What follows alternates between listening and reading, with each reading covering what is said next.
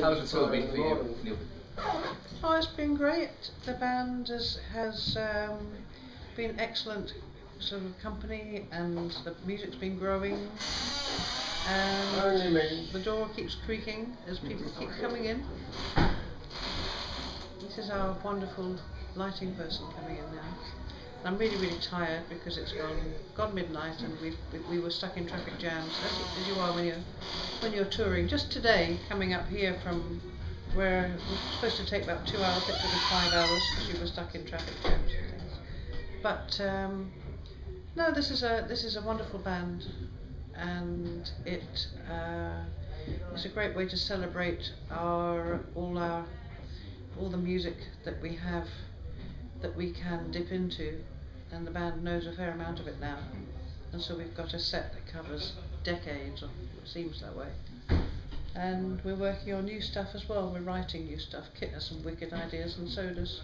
But they all have, you know, strong musical ideas, and so a new Curved Air album will be coming. But when, you know, it's mainly down for me to write. For my part, to write some words that I believe in, because you know that's. And I'm not that prolific a writer, so whenever I write something, it tends to come in batches. You know, I tend to get into sort of then writing every day, and then things come out in song form.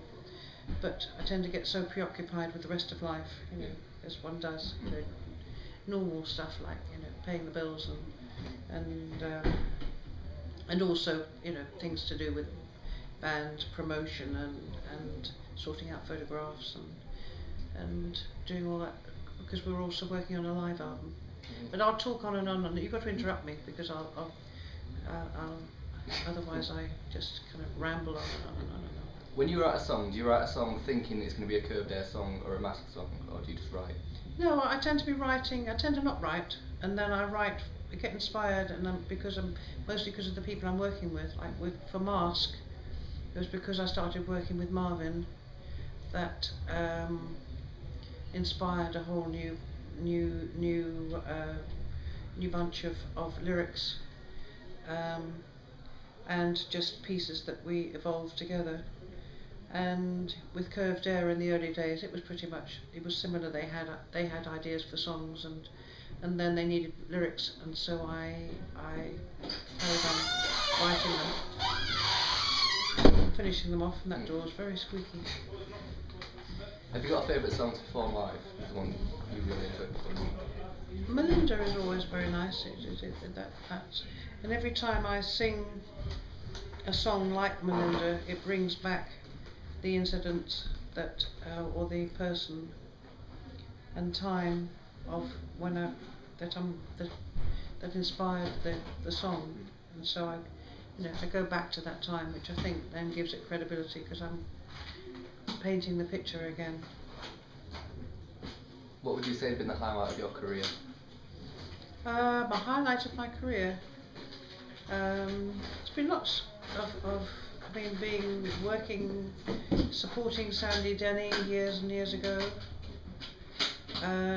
in folk clubs, being in Hair, on the stage in Hair when that opened in London, playing the Roundhouse with Curved Air. I don't know, there've been many highlights. It depends which part of my life I'm thinking of. The Curved Air period, which would be the highlight for that? Yeah, the playing, playing the Roundhouse, playing the States, touring in the States. Much changed when you actually charted. I mean, Backstreet Love got to number 4, didn't it? Oh yeah, yeah. For a while it became that's weird thing is like we come on stage and the audience all scream, which is even weirder because our audience tends to be mostly young boys, and so an audience of young boys who are screaming. And I've been to Beatles concerts, or at least one Beatles concert at Wembley when I was probably about 13, and I then, you know, the band came on stage, you couldn't hear a thing for all these girls screaming. But this was a strange thing, you know, because we'd been on the TV that it meant that the audience got so excited that they screamed when we came on. But you know, after a while, that sort of died down to just plain enthusiasm. You know, not very very responsive audiences that followed everything that we were doing and got into things in a way that seemed to make our performances feel almost kind of like part of some mystical ritual. Everybody, we all kind of got into some higher plane when we were working together, the audience and I, and the band. Yeah, this is the last night of the UK tour. Where are you going when you finish the tour? We need to oil that door. Huh?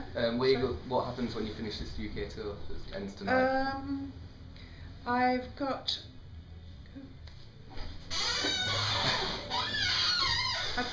There's a possibility I'll be doing something in December with my acid folk band. There's an interesting benefit gig at the Clapham Grand, which is for one of the leaders of the White Panthers back in 1967, 66, 67. I think it's called John Sinclair.